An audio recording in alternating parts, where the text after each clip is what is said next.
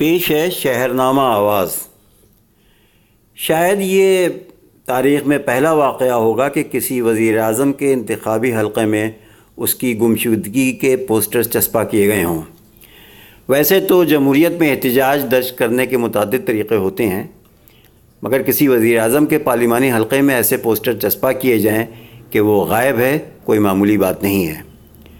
یہ بات ہے وزیر اعظم نریندر مودی کے پارلیمانی حلقے وارانسی کی۔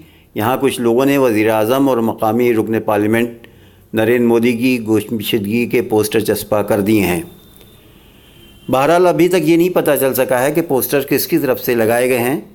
چسپاں کیے گئے پوسٹرز میں لکھا ہے کہ وزیر اعظم مودی لاپتہ ہیں، اور پوسٹر لاچار، بے بس اور مایوس کاشی واسیوں یعنی وارانسی کے باشندگان کی جانب سے چسپاں کیے جا رہے ہیں۔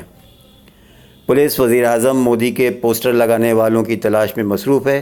کئی علاقوں میں CCTV فوٹیج کو بھی کھنگالا جا رہا ہے۔ پوسٹر میں لکھا ہے کہ جانے وہ کون سا دیس جہاں تم چلے گئے۔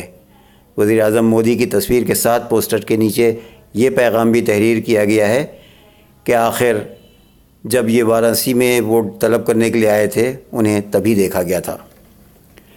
ادھر BJP کے اور گائے کی رکشا کرنے والوں کے دعوے اس وقت ناکام نظر آئے کہ جب چھتیس گڑھ کے درگ شہر میں BJP کے ایک رہنما ہریش ورما کی گوشالہ ہے، جس میں گزشتہ 3 روز سے 27 گایوں کی موت ہو چکی ہے۔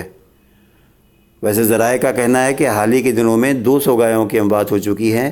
ذرائع کے مطابق کچھ روز قبل بارش کی وجہ سے اس گوشالہ کی دیوار گر گئی تھی اور اس کے بعد کسی نے دھیان بھی نہیں دیا۔ اس معاملے میں ہریش پر سنگین الزامات لگائے گئے ہیں اور پولیس نے اسے گرفتار بھی کر لیا ہے۔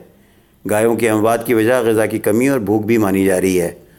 ادھر کانگریس کے رہنما RPN سنگھ نے اس سارے معاملے کی جانچ کا مطالبہ کیا ہے۔ ملزم ہریش ورما چھتیس گڑھ کی جمول نگر پنچایت علاقے میں BJP کے نائب صدر ہیں۔